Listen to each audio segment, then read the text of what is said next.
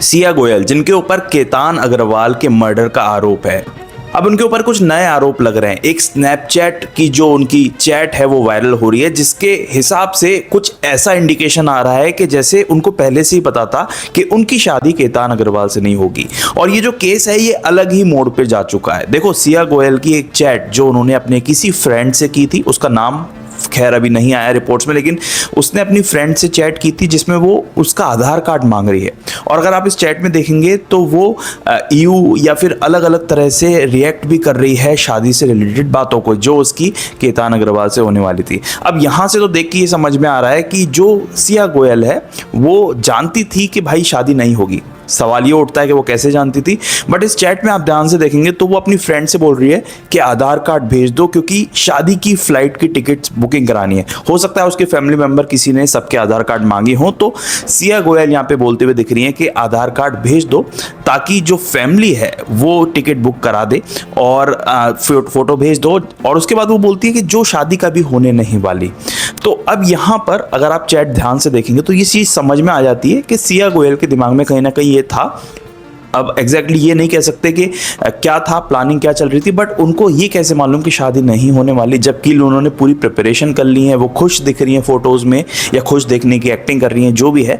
But उस case से related जो हियरिंग हुई केस में, तो कोर्ट से जो है पुलिस वालों ने और उनकी जो कस्टडी की है, जो डिमांड है वो बढ़ाने को कहा। पुलिस वालों ने कहा कि हमें कुछ और दिन चाहिए जिसमें हम चेतन, जो उनका कथित बॉयफ्रेंड बताए जा रहे हैं, उनको और सिया को आमने सामने बैठा के अलग अलग बैठाकर पूछताछ करेंगे, जिसमें चैट से मालूम करेंगे बातें। क्योंकि एक बहुत इंपॉर्टेंट सुराग भी सामने आ रहा है, वो ये है कि सिया गोयल के पास एक और फोन था। अब उस फोन में जो चैट हुई हैं वो कोडेड है। कोडेड यानी कि साइन लैंग्वेजेस, कुछ निकनेम यूज करके डायरेक्टली कोई बातचीत नहीं हुई है, ताकि किसी को शक ना हो कि वो क्या बातचीत कर रहे हैं, आपस में क्या प्लानिंग चल रही है उनकी बॉयफ्रेंड से, या फिर क्या पूरा माजरा है।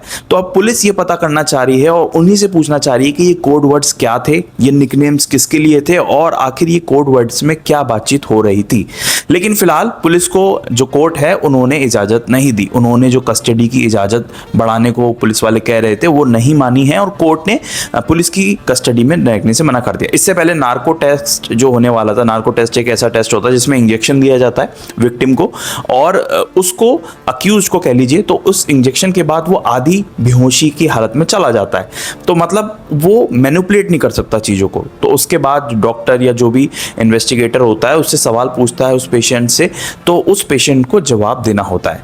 ठीक इसी तरीके से जैसे कि आपने आरुषि हत्याकांड केस में देखा था, उनके पेरेंट्स, उनके नौकर का जो नार्को टेस्ट हुआ था। लेकिन उसमें भी एक पेच है, जब तक अक्यूज्ड खुद परमिशन ना दे पुलिस को या सीबीआई को या किसी टीम को ये टेस्ट करने की, तब तक ये टेस्ट नहीं किया जा सकता। और सबसे ज़्यादा हैरान कर देने वाली बात यही है कि जो चेतन चौधरी हैं, सिया गोयल के कथित बॉयफ्रेंड, उन्होंने दोनों ने ही मतलब इस नार्को टेस्ट को मतलब एग्जामिनेशन के लिए मना कर दिया कि हम ये टेस्ट नहीं देंगे। उनकी अपनी वजह होंगी, बट पुलिस यहाँ पर ये सवाल उठा रही है कि अगर वो सच्चे हैं तो वो ऐसा क्यों करेंगे। बट नार्को टेस्ट और पॉलीग्राफिक टेस्ट जो लाई डिटेक्टर होता है, लाई डिटेक्टर बेसिकली आप में एक मशीन लगाई जाती है और वो आप सच बोल रहे हो या झूठ बोल रहे हो, वो आपकी हाव भाव, दिल की धड़कन और इन सब चीज़ों को देखकर बताता है। तो उस टेस्ट के लिए भी परमिशन चाहिए होती है, जो कि उन्होंने नहीं दी है। अब यहाँ पर पेच फंस जाता है क्योंकि पुलिस अपना काम कर रही है।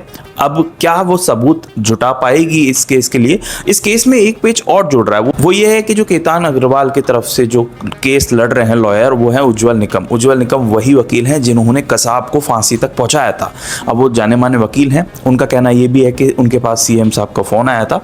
अब ये केस किस डायरेक्शन में जा रहा है ये तो कहना अभी मुश्किल है, बट होपफुली जो भी जस्टिस हो वो सर्व होना चाहिए, और जिसने इस केस में भुगता है सबसे ज्यादा, उसको इंसाफ मिलना चाहिए और हमारा जुडिशियरी सिस्टम उसको इंसाफ दिलाए। कोई भी आरोपी बचना नहीं चाहिए। लेकिन इस केस से रिलेटेड या फिर दुनिया में क्या कुछ हो रहा है उसके बारे में आप जानना चाहते हैं तो इस चैनल को भी सब्सक्राइब कर सकते हैं, क्योंकि मैं देश और दुनिया की सबसे लेटेस्ट खबरें आपके लिए लेकर आता रहता हूं। मिलेंगे एक नेक्स्ट वीडियो में, तब तक के लिए भारत माता की जय।